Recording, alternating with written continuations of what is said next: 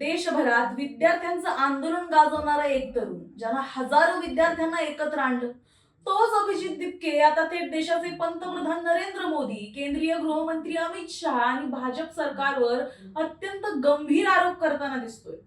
केवळ सरकारवर टीका नाही तर मला भाजपमध्ये येण्यासाठी धमक्या देण्यात आल्या, नाहीतर गोळ्या घालू, आई वडिलांना पाहून घेऊ, असा खळबळजनक दावा सुद्धा दिपकेनं केलाय. दुसरीकडे भाजपनं हे सर्व आरोप धादांत खोटे असल्याचं सांगत दिपकेंनाच पुरावे सादर करण्याचं आवाहन केले. त्यामुळे आता हा वाद केवळ विद्यार्थी आंदोलनापुरता मर्यादित राहिलेला नाहीये, तर तो थेट देशाच्या राजकारणाच्या केंद्रस्थानी पोहोचलाय. नेमकं अभिजित दिपके काय म्हणाले, भाजपनं त्याला असं काय उत्तर दिलं आणि या सगळ्या वादामुळे पुढे काय घडू शकतं जाणून घेऊया या व्हिडिओमध्ये. नमस्कार, मी सारिका आणि तुम्ही पाहताय पॉलिटिकल महाराष्ट्र. तर जेनझी विद्यार्थी आंदोलनाचा प्रमुख चेहरा असलेल्या अभिजित दिपके यांनी पत्रकार परिषदेत भाजप सरकारवर जोरदार हल्लाबोल केला. दिपके म्हणाले, मी नरेंद्र मोदी आणि अमित शहा यांच्या नातवाच्या वयाचा आहे. अवघ्या 30 वर्षाच्या तरुणाला भाजपमध्ये येण्यासाठी धमक्या दिल्या जात आहेत. भाजपमध्ये ये, नाहीतर तुझ्या घरी जाऊन तुझ्या आई वडिलांना पाहून घेऊ, तुला गोळ्या घालू, अशा प्रकारच्या धमक्या मला देण्यात आल्या, असा गंभीर आरोप त्यांनी केला. याच वेळी काँग्रेस नेते राहुल गांधी यांनी केंद्रीय गृहमंत्री अमित शहा यांच्या राजीनाम्याची केलेली मागणी सुद्धा दिपके यांनी योग्य असल्याचं म्हटलं. आमच्या आंदोलनाला बाहेरून निधी मिळतो असे आरोप भाजपकडून सातत्यानं केले जात आहेत. जर खरंच तसं असेल तर देशाचे गृहमंत्री म्हणून ते थांबवणं अमित शहा यांची जबाबदारी आहे.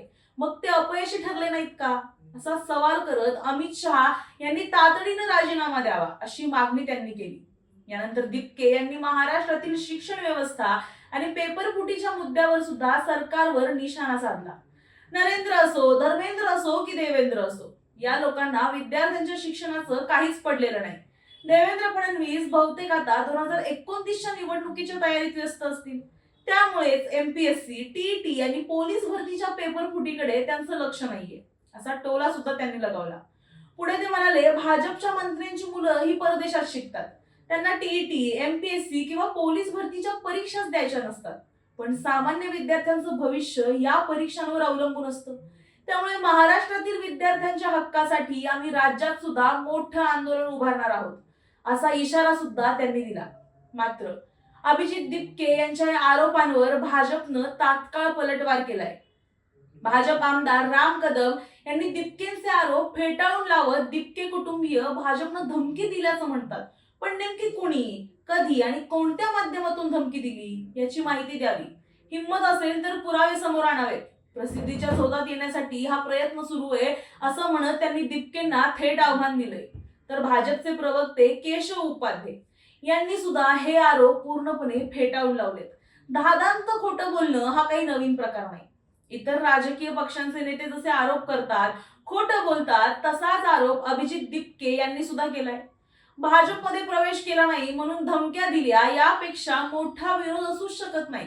भाजप संवादावर विश्वास ठेवणारा पक्ष आहे, धमक्या देण्याचा प्रश्नच येत नाही, असं केशव उपाध्ये म्हणाले. पुढे ते असंही म्हटले की एक आंदोलन यशस्वी झालं म्हणून प्रत्येक विषयावर बोलण्याचा अधिकार मिळत नाही. काल संसदेत पेपरफुटीच्या विरोधात विधेयक मांडण्यात आलं. त्याचं स्वागत करून अभिनंदन करायला हवं होतं, पण त्याऐवजी असे निराधार आरोप केले जात आहेत. अभिजित दिपके यांनी केलेले गंभीर आरोप आणि त्यावर भाजपनं दिलेलं सडेतोड प्रत्युत्तर यामुळे हा वाद आणखी चिघळण्याची शक्यता व्यक्त केली जाते. एका बाजूला दिपके यांनी धमक्या दिल्याचा गंभीर दावा केला आहे, तर दुसऱ्या बाजूला भाजपनं मात्र हे आरोप पूर्णपणे खोटे असल्याचं सांगत पुरावे सादर करण्याचं आव्हान दिले. आता या प्रकरणात दिपके यांच्या आरोपांचे कोणतेही पुरावे समोर आणतात का, भाजपकडून आणखी काय प्रतिक्रिया येते आणि या संपूर्ण वादाला पुढे कोणतं राजकीय वळण मिळतं, याकडे राज्यासह देशाचं लक्ष लागलंय. तुम्हाला या संपूर्ण प्रकरणाबद्दल काय वाटतं? अभिजित दिपके यांचे आरोप गंभीर आहेत की भाजपचं स्पष्टीकरण तुम्हाला अधिक पटतं? तुमचं मत आम्हाला कमेंट सेक्शन मध्ये नक्की सांगा आणि अशाच व्हिडिओसाठी पाहत रहा पॉलिटिकल महाराष्ट्र.